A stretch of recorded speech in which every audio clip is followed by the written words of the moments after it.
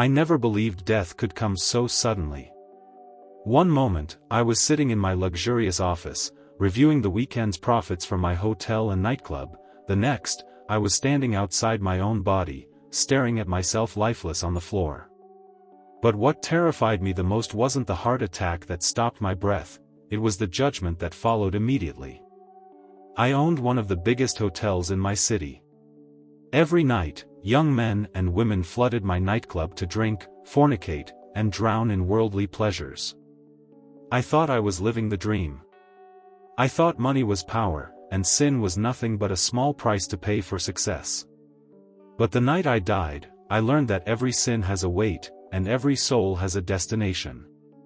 I didn't just see hell, I felt its heat, I heard its screams, and I smelled its burning flesh.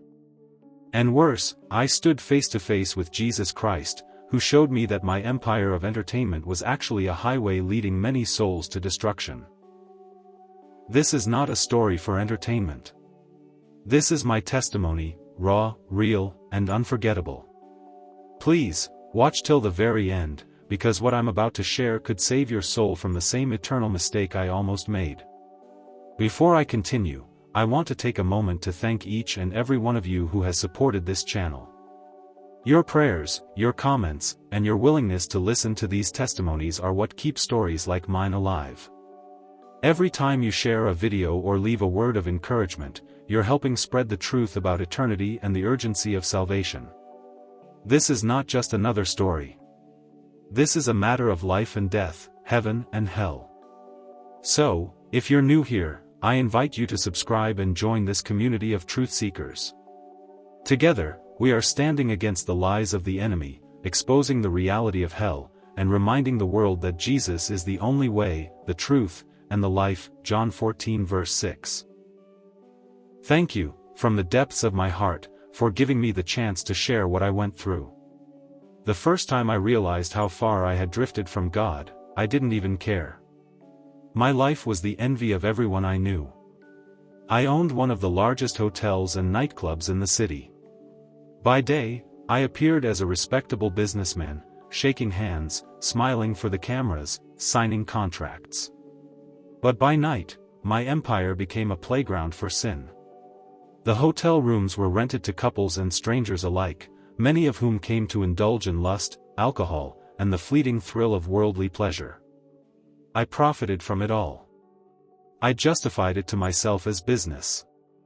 After all, the law was never broken, and no one forced anyone to sin. But I was blind. I wasn't a believer, at least not in a way that mattered. I had attended church sporadically when it suited me, mainly for appearances, but my heart was far from God. My prayers were hollow, my tithes were occasional, and my conscience was numb.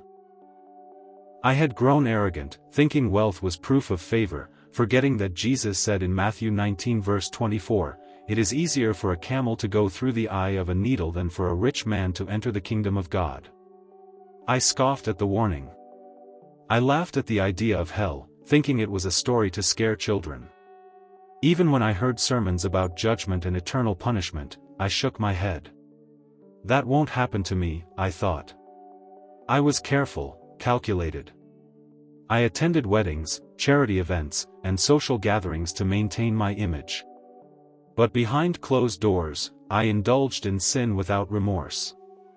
My nights were filled with women who were paid to entertain, men who competed for my favor, and drinks that numbed the smallest spark of conscience I had left. Pride had blinded me. Greed had hardened my heart. And lust had enslaved my soul. Looking back, I now realize how many lives I trampled under the guise of business. How many young men and women came through my doors, seeking fun, only to leave with hearts heavier, minds clouded, and spirits further from God. I was a shepherd who led souls to slaughter, yet I never saw it. I had accumulated wealth, influence, and power, but my soul was rotting in secret. I had my vices, too. Gambling, drinking late into the night, and lusting after every temptation I could afford. I envied those who seemed freer, bolder, and younger. And yet, I refused to admit that I was enslaved to sin. I had been told about hell countless times, about eternal torment and fire, but I ignored it. I doubted it, feared it, then pushed it aside. I will worry about that later, I said. I have time. I'm careful. I am in control. But control is a dangerous illusion, one that vanishes in an instant when judgment arrives. And that judgment would not wait. It started like any other night. The hotel was alive with music, laughter, and the clinking of glasses.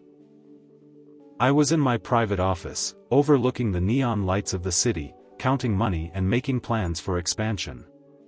I felt untouchable. I was powerful. I was the king of this world. Then, suddenly, my chest tightened. It was like a heavy iron band squeezing my ribs, crushing my lungs. My vision blurred, my ears rang, and a cold sweat covered my skin. I stumbled back from my desk, trying to call for help, but my voice failed me. The room tilted violently, spinning like the whirlpool of a storm. My legs gave way. I collapsed onto the plush carpet, the taste of blood and bile filling my mouth. Panic clawed at me.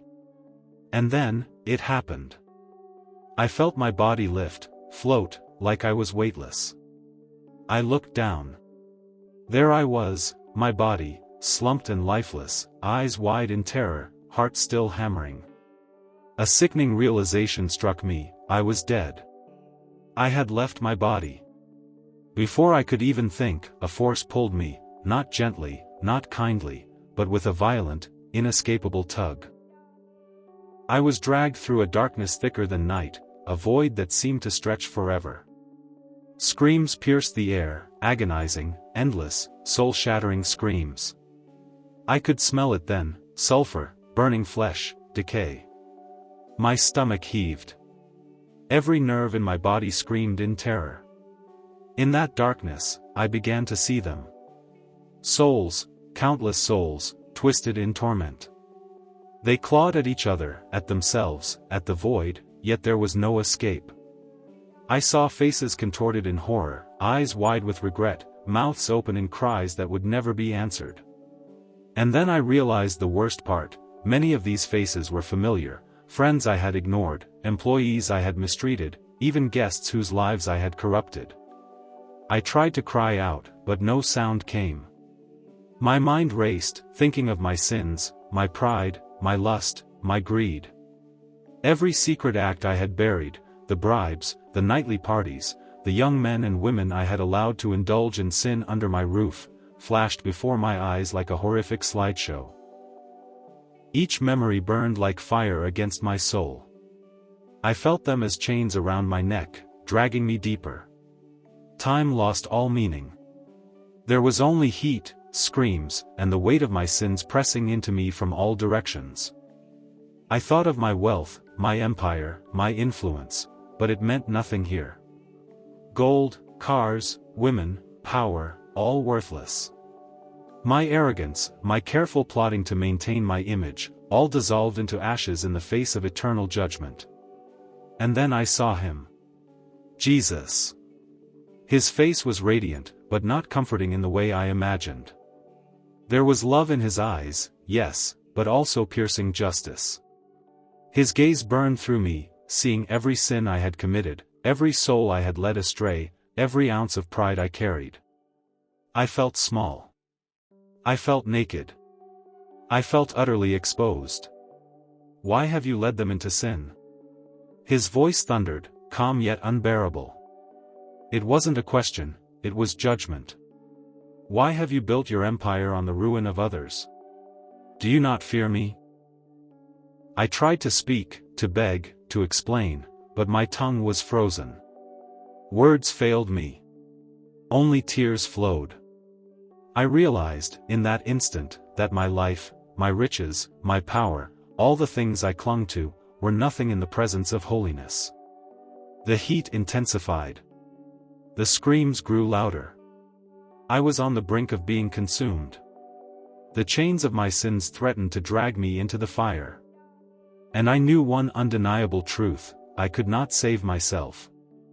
Not wealth, not influence, not cleverness. Only mercy, only grace, only Him. I was falling, yet I wasn't moving. The world I had entered was alive with screams. Each soul burned in torment, their anguish feeding the flames that licked the darkness. I could feel their pain in my chest, in my bones, as if it were mine. Every sin I had committed, every lustful glance, every bribe, every night I had turned my hotel into a playground of temptation, manifested around me, like invisible shackles tightening around my soul. The heat was unbearable. It wasn't just physical fire, it was a fire that consumed memory, hope, and joy. I tried to cover my eyes, but I could see everything, the faces of men and women I had hired to entertain in my nightclub, twisted in agony. Young couples who had come to indulge in lust and left with hearts heavier than when they arrived. Friends I had thought were loyal, family I had neglected, they were all here, trapped, screaming, clawing at nothing. I remember a sound that will haunt me forever. It was a low, guttural moan, rising into screams of despair that shook the very air. The air itself burned my lungs, every breath was a wound. I wanted to run, but there was nowhere to go. Gravity didn't exist here, and yet I felt dragged down by invisible chains of guilt, each link forged by my own sins. Then I saw the fire closer, huge, blackened tongues of flame writhing like serpents, licking at souls and devouring them. And the smell, oh, God, the smell. Sulfur, charred flesh, despair. My stomach twisted, bile rising, my mind screaming for escape. I realized that this was not imagination. This was real. Every word the Bible had warned about hell was true. And these shall go away into everlasting punishment, Matthew 25 verse 46. I was on the edge of being swallowed. I could feel my soul burning before it even touched the flames. My heart cried out, not in fear for my life, but in horror for the lives I had led astray, the souls I had corrupted. My pride, my arrogance, my greed, all meaningless. And then, a voice. It started as a faint light, piercing the darkness like a candle struggling against a storm. At first, I thought it was another illusion, another trick.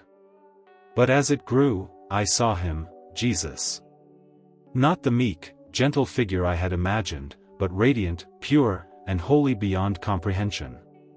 His eyes pierced through me, straight into my soul, exposing every sin, every lie, every betrayal, every indulgence.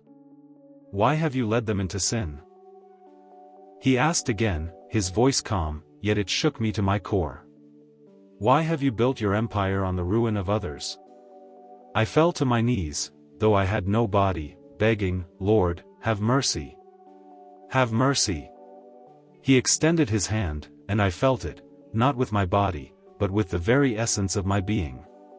In that touch, all the fear, all the heat, all the chains of my sin were confronted by an unimaginable love. I didn't deserve it. Nothing I had done deserved mercy. But His grace. His grace was greater than my shame. You are not yet finished, He said. Your time has not yet come. Return and tell them. Tell them what awaits the proud, the greedy, the lustful. Tell them that hell is real, and that my mercy is real. Repent, before it is too late. The fire receded. The screams faded, replaced by a silence that was almost deafening. I felt myself being pulled back, not dragged, but lifted gently, as if on the wings of angels. My consciousness returned to my body, gasping, covered in sweat, heart racing. I opened my eyes to see the office, the city lights, the luxury I had once loved, and I wept. For the first time, I truly understood mercy. For the first time, I feared the weight of sin. I understood the meaning of Matthew 5 verse 29, if your right eye causes you to sin, pluck it out and cast it from you. I realized that every sin I had tolerated, every compromise I had made, every soul I had allowed to fall, it mattered. Eternally. When I woke up, everything had changed. I was back in my office, but it felt alien. The money, the luxury, the empire I had spent my life building, all of it felt hollow. My hands shook as I touched the polished desk, my eyes fell on the bottles of alcohol I had collected, the contracts for my nightclub events, and I suddenly saw them as chains I had used to enslave my soul. I could not go back to life as it was. I sold part of the hotel and closed the nightclub indefinitely. I began attending church, not for appearances, but with my whole heart. I repented publicly for the ways I had profited from sin and for the souls I had misled. It was humbling. Friends and business associates thought I had lost my mind, but I no longer cared about their judgment. Every day, I pray for those who still walk in the darkness I once ruled. I counsel young people about the danger of lust, greed, and pride. I share my testimony openly, sometimes to rooms of strangers, sometimes one-on-one, and I see the impact it has. My life is no longer about wealth or power, it is about salvation, about guiding others to avoid the horrors I witnessed. I now understand sin as I never did before. Every temptation, every compromise, every indulgence carries eternal consequences. I live with a constant awareness of God's mercy and judgment. I see people differently. I love differently. I fear God rightly. And I know that without His grace, I would still be screaming in that fire, chained by the weight of my own sin. I speak to you now as a man who has walked the edge of eternity. Hell is real. Judgment is real. Jesus is real. And mercy is real, but it will not last forever if ignored. To those who walk in sin, I say, repent now. Stop using wealth, power, or pride as a shield against God. To those who call themselves Christians yet live lukewarm lives, awaken. The fire is waiting. Remember the words of Revelation 20 verse 15, and whosoever was not found written in the book of life was cast into the lake of fire. Guard your soul. Guard your actions. Guard your heart. Do not wait until the pull of eternity drags you into a fire you cannot escape. Do you believe hell is real? Have you ever felt the weight of sin pressing on your soul? I share this testimony not to frighten you without purpose, but to warn, to awaken, and to remind you of the mercy of Jesus Christ. Please, reflect on your life today. Share your thoughts in the comments. Have you ever had a moment where you truly understood the danger of sin? Your story might save someone else's soul. Thank you for listening. May God keep you safe. Until next time, stay ready, and remember, judgment is coming, but mercy is here, if you reach out and accept it before it is too late.